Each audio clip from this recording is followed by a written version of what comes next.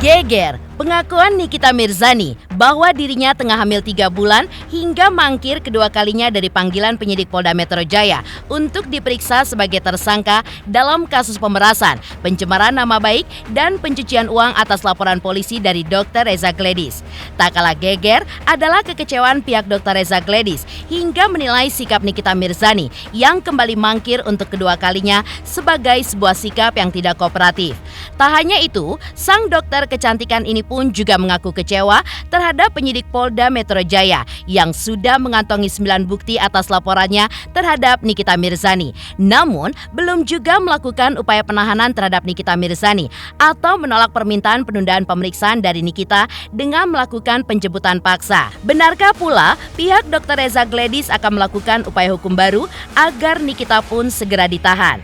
Pemirsa, bersama Intens Investigasi, kami hadirkan kabar terkini, terpercaya, dan teraktual. Tetapi sebelumnya, jangan lupa untuk like, subscribe, dan juga share channel YouTube ini.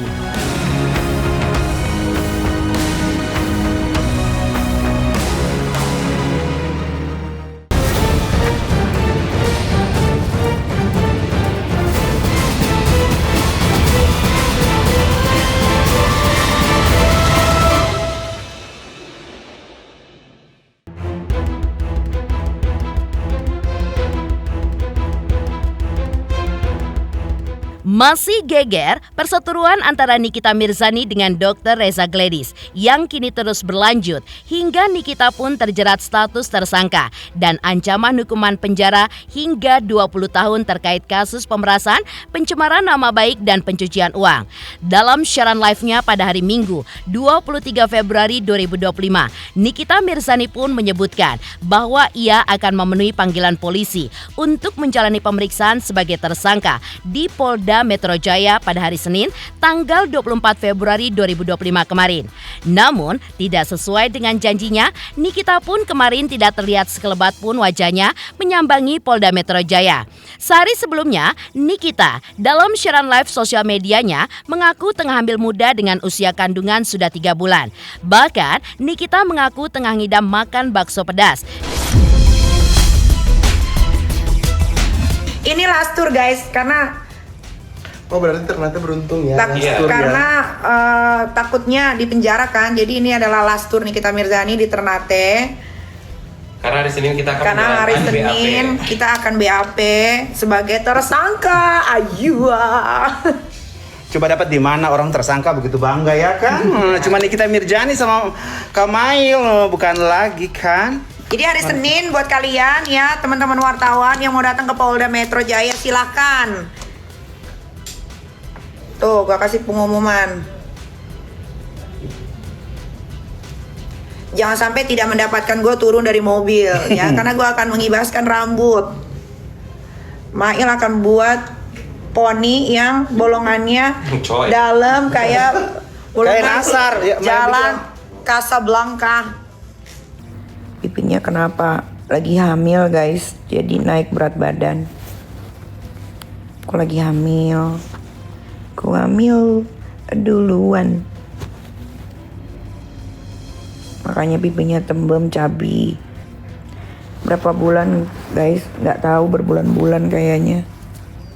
Iya 3 bulan kayaknya ya kalau cabi begini ya. Serius kak lagi hamil? Iya aku lagi hamil. Makanya pipi aku doang yang tembem. Doain ya. Semoga aku dan bayi di dalam perutku sehat. Nanti lahirannya lancar. Udah berapa bulan kak? Jalan 3 sayang. Aku lagi ngidam pengen makan bakso yang pedes-pedes.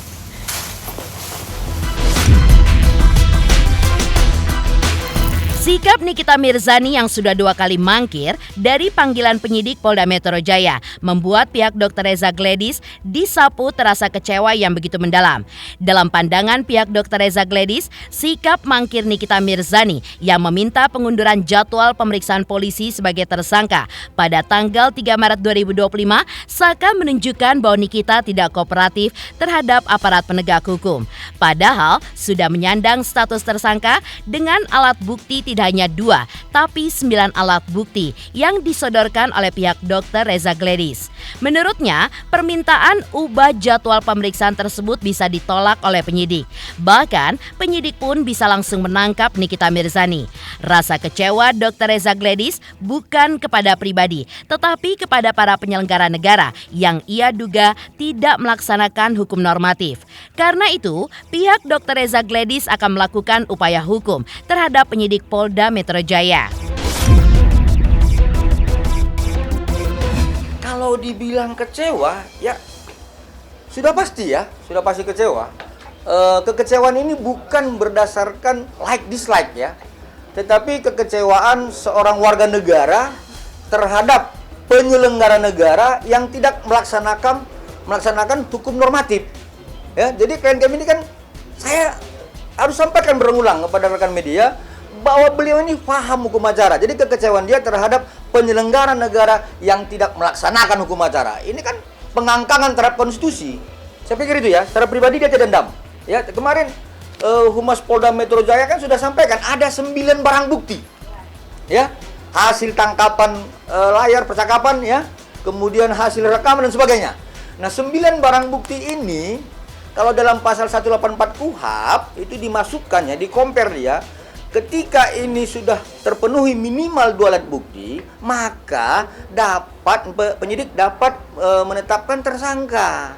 Dan informasi lanjutan yang kami dapatkan dari penyidik bahwa terhadap kedua tersangka ini sudah dipanggil, tetapi mereka melakukan permohonan kepada penyidik untuk ditunda hadir di Polda Metro Jaya pada tanggal 3 Maret 2025 ya.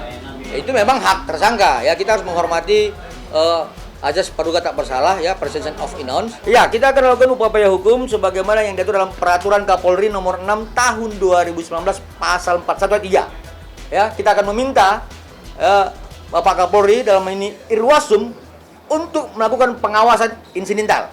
Ya, kenapa? Karena kami menganggap ini sudah harus ditahan seperti itu.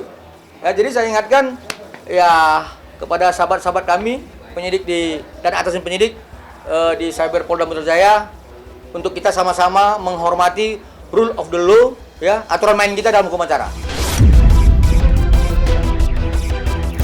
Menurut kuasa hukum Dr. Reza Gledis, dari segi kronologis, ada 4 peristiwa hukum yang terjadi pada bulan Oktober hingga pada bulan November 2024. Dari keempat peristiwa hukum tersebut, tidak hanya melibatkan 2 orang saja, NM dan juga IM, melainkan juga ada Dr. O dan juga Dr. S. Karena itu, pihak kuasa hukum Dr. Reza mengaku kecewa mengapa hanya 2 orang yang ditetapkan sebagai tersangka. Padahal ada 4 peristiwa terjadi dengan orang yang berbeda-beda. Tak hanya itu, pihak Dr. Reza Gledis juga menilai bahwa Nikita Mirzani diduga melakukan beberapa tindakan pidana berulang. Di antaranya terkait dugaan pinjam pakai handphone dengan Dr. O dan diduga ada upaya menghilangkan barang bukti handphone tersebut. Belum lagi termasuk beberapa review atau speak up di sosial media yang dilakukan Nikita pasca dipolisikan yang membuat Dr. Reza Gledis pun merasa tidak nyaman.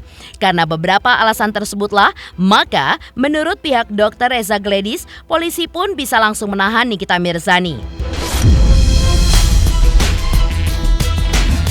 Sebenarnya peristiwanya itu ada 4 peristiwa hukum. 1 tertanggal 27 Oktober. Ya, ini peran utamanya adalah Dr. O. Oke. Kemudian peristiwa 13 November. Ya, terlibatnya tersangka dengan inisial IM. Ya. Kemudian peristiwa tanggal 14 terjadinya peristiwa transaksi dan pemberian. Oke. Kemudian peristiwa tanggal 27 November itu terkait Dr. S. Ya, jadi saya tidak masuk terlampau dalam. Inilah 4 peristiwa yang kemudian harus dikaitkan oleh penyidik untuk, ya kembali saya beri tambahan ya. Sebenarnya saya juga sebagai penasihat hukum dari klien kami keberatan terhadap hanya ditetapkannya 2 tersangka. Seperti itu.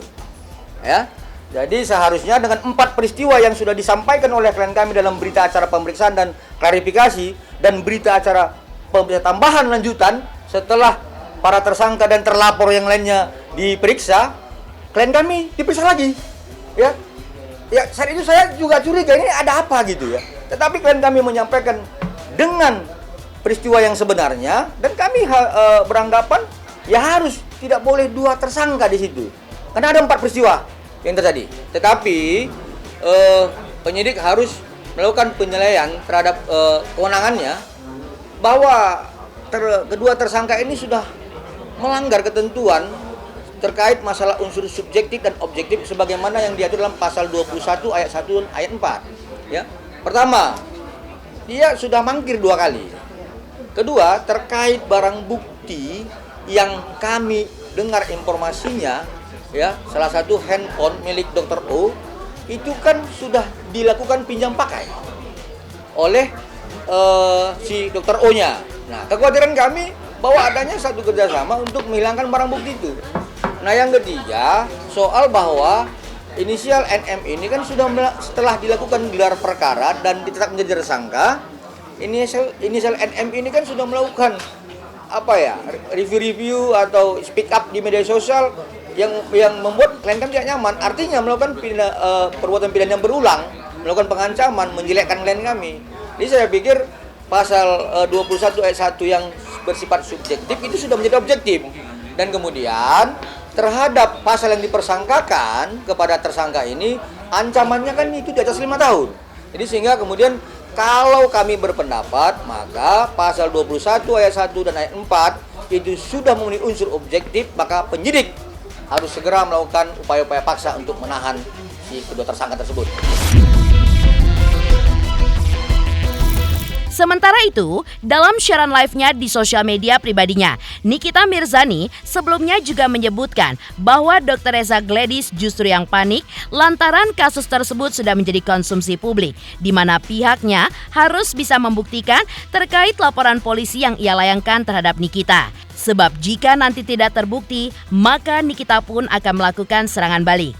Nikita Mirzani beralibi bahwa berdasarkan pengakuan dari Dr. Reza Gladys menyebutkan bahwa uang 4 miliar rupiah diberikan kepada Nikita pada bulan November 2024. Namun anehnya, menurut Nikita, jika itu adalah tindakan pemerasan, mengapa Dr. Reza Gladys tidak langsung membuat laporan polisi pada saat itu juga? Mengapa harus ada jeda 1 bulan untuk melaporkan Mail, asisten pribadinya? Menurut versi Nikita Mirzani, yang terjadi ketika itu adalah kerjasama. Kerjasama itu pun memang tidak ada kontrak kerjasama, tapi hanya melalui WhatsApp ataupun lisan. Dan itu pun menurut Nikita, sesuai aturan sudah merupakan bentuk kerjasama. Ia pun bahkan berharap kasus ini sampai di pengadilan, karena dirinya pun tidak suka dituduh melakukan pemerasan, pengancaman, dan juga pencucian uang. Jadi mungkin lebih tepatnya yang panik itu ya mungkin mereka. Karena ketika ini sudah jadi ranah hukum, jadi konsumsi publik, masuk ke pengadilan, justru mereka lah nanti yang harus membuktikan. Dia kan ngakunya uang itu diberikan bulan November. Ya kan? Kenapa nggak langsung melapor? Kenapa nunggu jeda sebulan untuk melaporkan? Tanyalah sama mereka. Justru yang panik itu mereka. Kalau gue mah gak ada panik-paniknya sedikit pun. Justru gue menunggu ini dibuka di publik, supaya orang belajar gitu ya. Belajarnya apa? Belajar kalau orang minta tolong, orang memohon ya, terus dijebak, biar kalian belajar. Jadi kalian juga nanti kalian bisa belajar dari kasus ini. Belajarnya gimana? Oh, berarti kalau kerjasama lewat WhatsApp itu tetap akan bisa dipidana ya, gitu. Berarti kalian harus tetap walaupun di WhatsApp dibilangnya deal, tapi kalian harus tetap ngodorin surat kontrak. Itu pelajaran loh. Karena kan kalau gue biasanya bekerja, kadang kalau misalkan ada yang nawarin kerja nyanyi gitu kan di luar kota, cuman lewat WhatsApp gitu, Kak Niki misalkan gitu, atau enggak lewat Julia, Jul cek jadwal Kak Niki dong, bisa let's say tanggal 1 ya gitu. Terus dicek dulu ke gua, Kak tanggal 1 free nggak free. Ya udah, dia Julia lah yang berhubungan. Nanti cuman bilang oke, Kak lock ya tanggal 1. Nah, itu kan berarti bentuk kerjasama. Itu sebetulnya sudah bentuk kerjasama, cuman tidak terurai di kontrak, tapi itu sudah menjadi bentuk kerjasama dan itu ada undang-undangnya. Coba baca deh undang-undang tuh bisa dibaca di Google guys, nggak susah kok. Karena dengan lisan atau dengan WhatsApp itu sudah menandakan itu adalah bentuk kerjasama. Jadi nanti kalau ini sampai benar masuk ke pengadilan, gue berharapnya ini harus masuk ke pengadilan ya, karena gue tidak suka dituduh memeras, dituduh memeras apa lagi? Mengancam, dituduh pencucian uang ya. Karena kalau gue melakukan pekerjaan itu dari lama, pasti udah banyak yang ngelaporin gue. Kenapa cuma manusia silver doang yang ngujuk-ngujuk ke Polda Metro Jaya ya? Logika aja, kalau memang itu salah satu pekerjaan gue, meres orang atau ngancem atau pencucian uang, mungkin sudah dari dulu gue dilaporkan ya. Tapi ini kan tidak ada satu orang pun yang melaporkan, baru si manusia silver ini aja. Lagian lucu, kalau dia merasa diperas, dia merasa diancam, kenapa uangnya harus dikasih dulu? Kenapa dia nggak langsung laporin aja ke polisi? Kan sesimpel itu aja guys pemikiran tuh ya kan. Dan harus digarisbawahi ya, si manusia silver ini tidak pernah berkomunikasi dengan saya dan saya tidak pernah berkomunikasi dengan dia. Bentuk pemerasan, pengancaman itu adalah saya yang harus mengancam dia, saya yang harus memeras dia.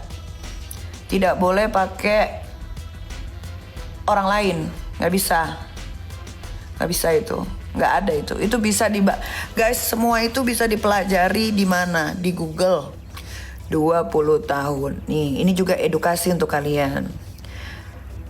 Kalau 20 tahun itu adalah ancaman hukuman, ya, ancaman hukuman, dan itu harus dibuktikan. Kalau tidak bisa dibuktikan, ya, ancaman hukumannya itu bisa berbalik ke si pelapor, ya, karena dia sudah melakukan laporan palsu.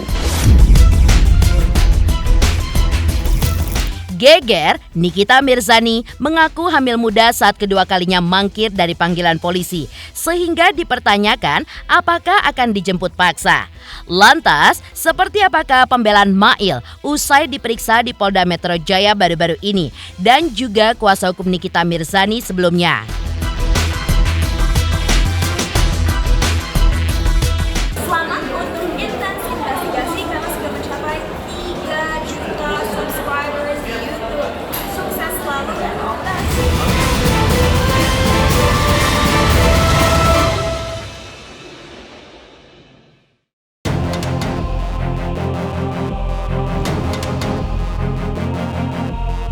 Kabar Nikita Mirzani dan Mail asistennya yang kini menyandang status tersangka atas laporan polisi Dr. Reza Gladys terbilang mengejutkan. Sebelumnya, Mail juga sempat mengungkapkan hal mengejutkan usai dirinya menjalani pemeriksaan di Polda Metro Jaya. Ya, Mail mengaku bahwa Nikita tidak melakukan pemerasan terhadap Dr. Reza Gladys. Karena pihak Reza Gladys lah yang justru meminta agar produk skincare-nya direview oleh Nikita Mirzani. Tapi setelah itu, justru Reza Gladys lah yang merasa diperas oleh Nikita. Pemerasan nggak ada yang meras. Nah, terus gimana tuh? Nggak tahu. Pokoknya. Tapi katanya udah jadi TSK, bener Mail? Apa? Bener udah jadi TSK belum sih? Statusnya gimana? Belum. Statusnya? Nggak ada TSK-TSKan. Aku baru dipanggil doang. Dan pemeriksaan berikutnya kapan? Pemeriksaan berikutnya gimana? Pemeriksaan selanjutnya kapan? Transferan melalui Mail ya? Transferan melalui siapa? Melalui Mail bukan? Bukan. Itu siapa bang? Nggak tahu. Pokoknya intinya Saya cuma mau bilang dia yang sendiri yang minta-minta, pelapor sendiri yang minta-minta untuk barangnya tidak di review, tapi dia sendiri yang bilang diperas. Tak hanya itu, Dr. Oki, rekan kerja Nikita, juga mengungkapkan dukungannya kepada Nikita Mirzani. Dan ia pun juga yakin Nikita bisa melewati semua ini. Sementara itu, Fahmi Bahmid, kuasa hukum Nikita Mirzani, juga membenarkan bahwa kliennya telah dijadikan tersangka. Namun, menurutnya, Nikita Mirzani tidak mengenal Reza Gladys. Menurut Fahmi, Reza Gladyslah yang menghubungi Nikita lebih dulu. Terkait tuduhan pemerasan dari Reza Gladys, menurut Fahmi harus ada tafsir yang benar dalam peristiwa ini. Karena kliennya pun tidak mungkin melakukan hal tersebut. Karena menurut Nikita, yang terjadi adalah endorse skincare.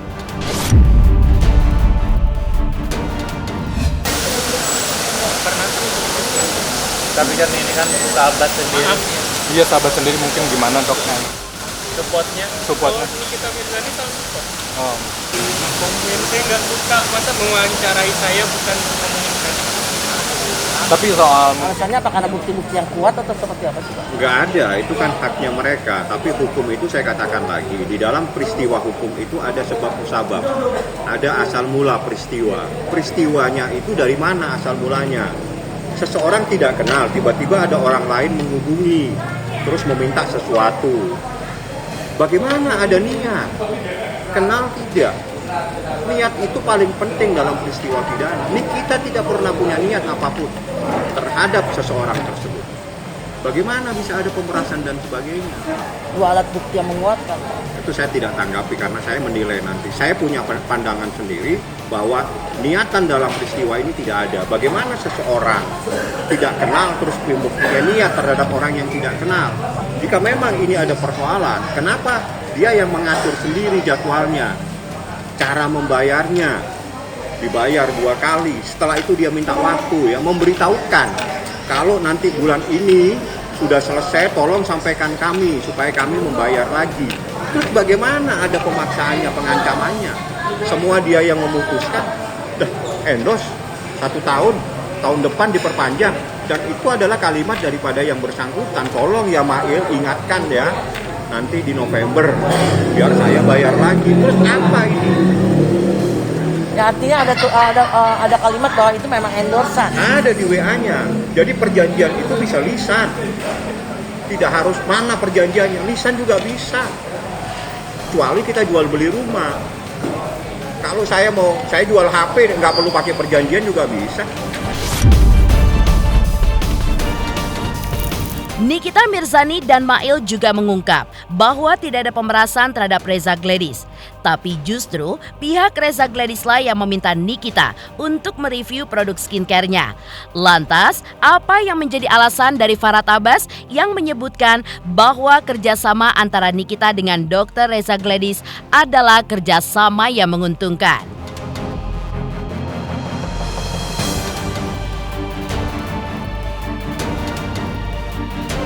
Selamat untuk intens investigasi 3 juta subscriber, luar biasa sekali 3 juta.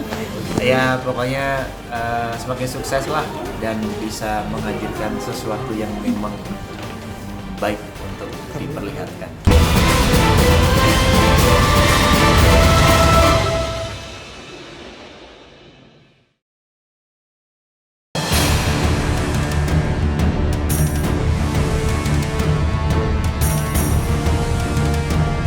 Kasus yang menyeret nama Nikita Mirzani dengan Dr. Reza Gladys mendapat tanggapan dari Farhad Abbas.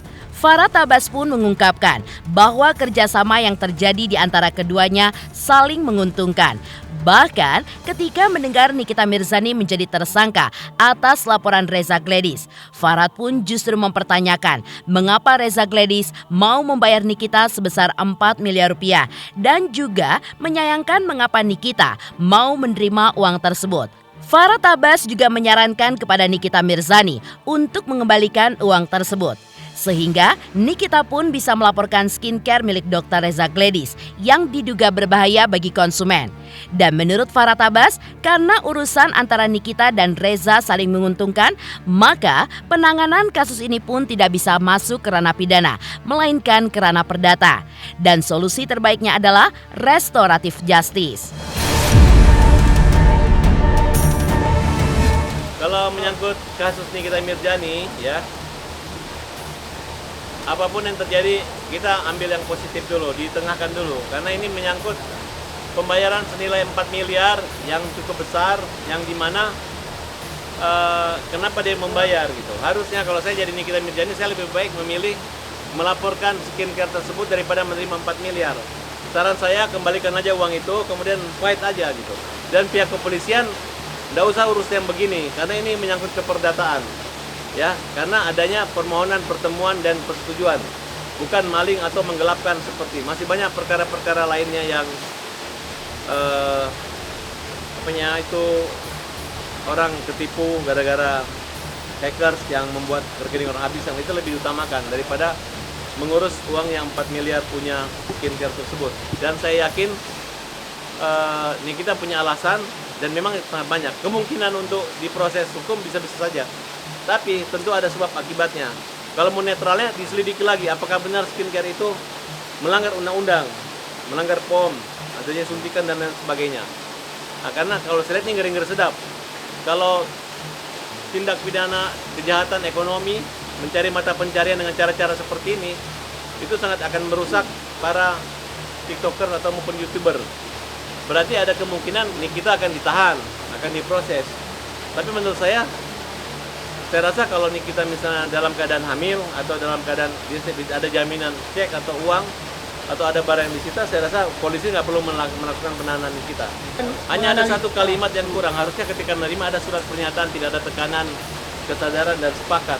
Jadi itu tidak ada. Jadi polisi tidak bisa mengada-ada.